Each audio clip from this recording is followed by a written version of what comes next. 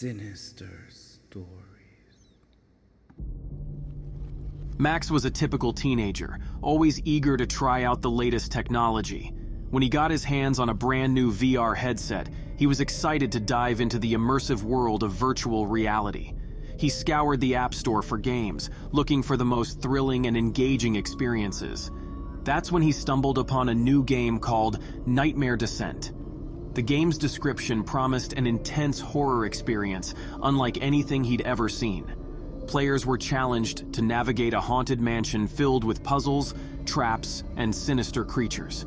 It was a solo adventure designed to test their bravery and skills. Max was hooked by the concept, his pulse quickening with anticipation. He downloaded the game and strapped on the headset. As the game loaded, Max found himself standing in front of a towering, dilapidated mansion under a moonlit sky. The air felt cool and heavy, as if he were truly there. He marveled at the game's realism, the shadows cast by the gnarled trees swaying in the night breeze. The door creaked open, beckoning him inside. Once he entered, the door slammed shut behind him, echoing through the empty halls. The game had begun. Max's objective was to find a way out of the mansion while avoiding the creatures lurking in the shadows. His heart raced as he moved through the dark, musty corridors, the sound of his footsteps mingling with distant whispers. The first few rooms were relatively easy to navigate, with simple puzzles to solve and minimal danger.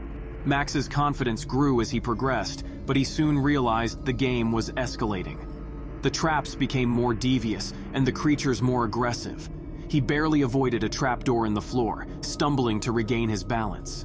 Max's relief was short-lived as he felt a sharp pain in his ankle, as though he had twisted it. He shook it off, but a sense of unease settled in. Could it be a coincidence or was something else at play?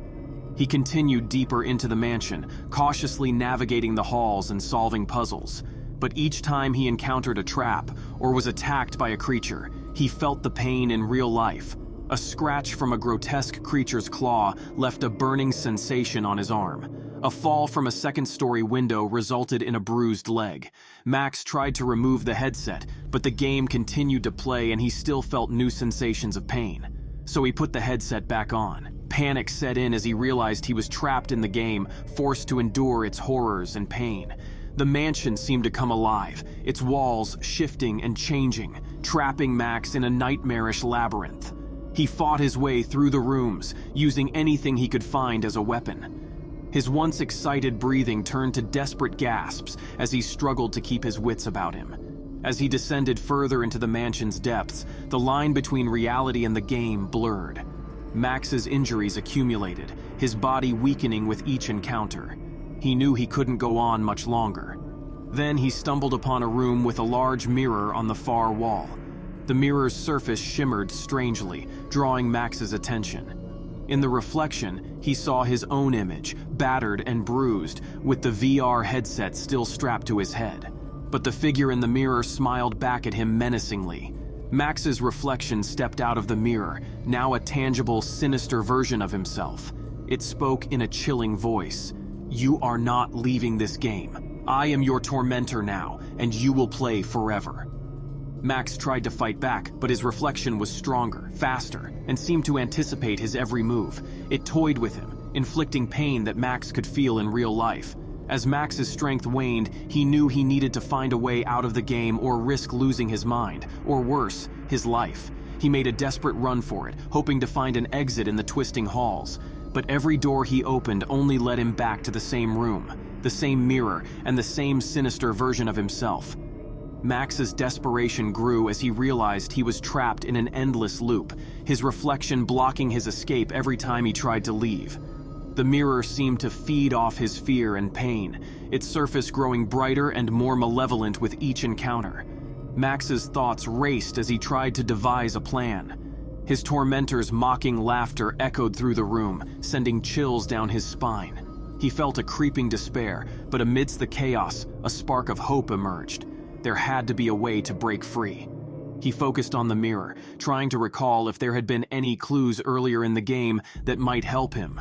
One puzzle had mentioned something about facing one's fears and embracing the darkness. Max realized that maybe the way out wasn't through escape, but through confrontation. Taking a deep breath, he turned to face his sinister reflection directly. "I'm not afraid of you," he said, his voice trembling but resolute. The reflection paused, its malevolent grin faltering. Max felt a surge of determination. He stepped closer to the mirror, maintaining eye contact with his reflection. "This is my game, and I will beat it." With a sudden, bold move, Max reached out and touched the mirror's surface. It felt icy cold, sending a shock through his system. The reflection writhed, its form distorting as if in agony. Max's hand sunk into the mirror, the coldness enveloping him, pulling him in. He was enveloped by darkness, a void where time and space seemed to dissolve. His body felt weightless, suspended in a realm of shadows. Voices whispered around him, fragments of memories and fears. "Embrace the darkness," the voices urged. Max closed his eyes, surrendering to the void. He felt his fears and pains swirling around him, but instead of fighting, he absorbed them, letting them become a part of him. Suddenly, he was back in the mansion, standing in front of the mirror. But something had changed. The reflection was no longer malevolent, but a true mirror image of himself, reflecting his determination and courage. Max felt a renewed strength, his injuries no longer hindering him. He walked confidently out of the room, the mansion's oppressive atmosphere lifting. The corridors seemed less foreboding, the creatures retreating into the shadows as he approached. He finally reached a grand staircase leading down to an ornate door. As he pushed it open, blinding light flooded in, and he stepped through, feeling a rush of relief and triumph. Max removed the headset, gasping for breath. He was back in his room, the morning sunlight streaming through the window. His body ached, but the injuries were fading, leaving only a sense of accomplishment. He looked at the VR headset, now just lying on the floor. Max knew he had faced something more than just a game. He had confronted his deepest fears and emerged stronger. Determined never to let fear control him again, Max put the headset away, grabbed his cap, and went for a walk.